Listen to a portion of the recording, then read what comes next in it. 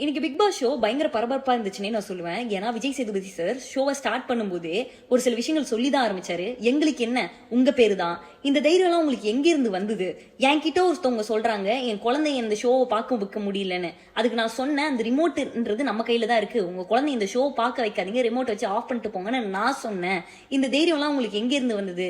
ஏன் யாருக்குமே செல்ஃப் கண்ட்ரோலே இன்னும் இல்லவே இல்லை? இஃப் இன் கேஸ் இதே மக்கள் இந்த ஷோவை பார்க்காம ரிமோட்டை வச்சு ஆஃப் பண்ணிட்டு போயிட்டாங்கன்னா நீங்க எல்லாம் எங்க போவீங்க? யார்கிட்ட போய் இந்த திறமையை காமிப்பீங்க?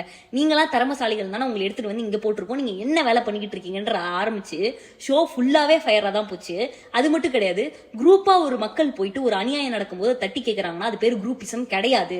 அந்த இடத்துல அவங்க கண்ணு முன்னாடி அந்த அநியாயம் நடந்தாதான் அது பெரிய அநியாயமா தெரியும் அப்படின்னு ஸ்டார்ட் பண்ணாரு. முதல்ல திவாகரை கூப்பிட்டு ஸ்டோர் ரூம்ல இருந்து பாவக்காய் ஜூஸ் எடுத்துட்டு வர சொன்னாரு. எடுத்துட்டு வந்து வச்ச உடனே எல்லாரையும் அதை குடிக்க வச்சுட்டு முதல்ல வந்து உடம்புல இருக்க டாக்ஸின்ஸ் எல்லாம் கிளியர் பண்ணுவோம், கிளென்ஸ் பண்ணுவோம் அப்படின்னு சொல்லிட்டு எல்லாரையும் குடிக்க வச்சாரு. அப்ப அரோரா வந்து குடிக்கல. உடனே சார் இருந்துட்டு முதல்ல முழுங்குங்கம்மா அப்படின்னு சொல்லிட்டு, என்னம்மா என்ன ஜூஸ்னே தெரியலையா? ஆமா சார் தெரியல அப்படின்னு சொன்னாங்க. ஏன் நான் வந்து பாவக்காய் ஜூஸ்னு சொன்ன உடனே சார் வந்து ஆமாமா பாயோ பாவம், அரோராக்கு இது கூட தெரியாம வளர்த்துருக்காங்க பாருங்களேன் அப்படின்னு சொல்லி அங்கேயே நக்கலா பேச ஆரம்பிச்சிட்டாரு. அப்பயே எனக்கு புரிஞ்சிச்சு இவர் எந்த ஜோன்ல இருக்காரு, இன்னைக்கு வந்து எப்படி இருக்க போகுது ஷோன்னு. அடுத்து போன வாரம் நடந்த டாஸ்கை பத்தி பேச ஸ்டார்ட் பண்ணாரு. சுபி கிட்ட வந்து சொல்லுங்க ஸ்ட்ராட்டஜி குவீன், நீங்க உங்களோட டாஸ்க், உங்களோட பிளான் இதுல என்ன இருந்தது, உங்களோட ஸ்ட்ராட்டஜி என்ன இருந்தது அப்படின்னு கேட்கும்போது சுபி வந்து லைட்டா மழுப்பி பேசினாங்க. அப்ப வந்து இதுல ஒரு ஸ்ட்ராட்டஜி நீங்க ஒன்று வச்சிருப்பீங்கல்ல, அது என்ன அப்படின்னு கேட்கும்போது நான் வந்து விஜய் பாருக்கு கொடுக்குறேன்னு சொல்லிட்டு அப்படி விளையாண்டு அதுக்கப்புறமேட்டு வந்து விஜய் பாருக்கு கொடுக்க கூடாதுன்னு முடிவு பண்ண சார் அப்படின்னு சொன்னாங்க.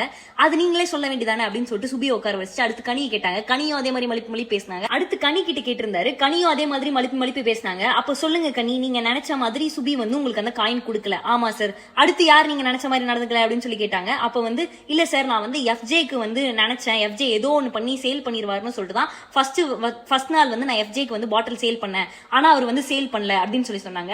அப்ப செகண்ட் டே அப்படின்னு சொல்லும் போதே கனிக்கு வந்து புரிஞ்சிச்சு. கனி உடனே மழுப்ப ஆரம்பிச்சிட்டாங்க. இல்ல சார், நான் வந்து பாட்டில வந்து இவருக்கு கொடுத்தேன், ஏன்னா அவர் வந்து என்கிட்ட சோகமா பேசுறாரு. சோ அப்ப அந்த இடத்துல வந்து உங்களோட பர்சனல் ரிலேஷன்ஷிப் வந்து வேலை செஞ்சிருக்கு. நீங்க அவங்க கூட ஃப்ரெண்ட்ஷிப்பா இருந்ததுனால தான் அந்த பாட்டில் அங்க சேல் பண்ணீங்க. ஆமா சார். அப்ப நீங்களே சொல்ல வேண்டியதானே, ஏன் நான் சொல்றேன் அப்படின்ற மாதிரி கேட்டாரு. சோ இந்த பக்கம் சுபி பக்கமும் ஒரு அடி அடிச்சிட்டாரு, கனி பக்கமும் நீங்க பண்ணதும் தப்பு தானே அந்த பக்கமும் ஒரு அடி அடிச்சிட்டாரு. அங்கேயே ஈக்குவல் ஆயிடுச்சு. கேள்வி ஆதிரைக்கு போகும்போது ஆதிரை வந்து நான் துஷார் வச்சுதான் சார் பண்ணலாம் இருந்தேன், துஷார் வந்து இந்த மாதிரி ஒழுங்காவே விளையாடலன்னு சொல்லிட்டு கம்ப்ளைண்ட் பண்ணிட்டு இருந்தாங்க. அப்ப வந்து துஷார் கிட்ட போயிட்டு நீங்க ஏன்ப்பா இந்த மாதிரி பண்ணல, நீங்க ஏன் வந்து விக்ரம் கூட வந்து பார்ட்னர்ஷிப் பண்ணி இந்த மாதிரி பண்ணீங்க அப்படின்னு கேட்கும்போது நீங்க பாருங்க துஷார், உங்களை வந்து ஒரு ஸ்கூல் பையன் சொல்லும் போது மட்டும் உங்களுக்கு கோவம் வருது இல்ல, அதே கோவத்தை விளையாட்டுல காமிங்க அப்படின்னு சொல்லும் போது கமருதீன் வந்து சிரிச்சிட்டாரு. அதை பார்த்த உடனே டென்ஷன் ஆயிட்டாரு. என்ன கமருதீன் சிரிச்சிட்டீங்களா?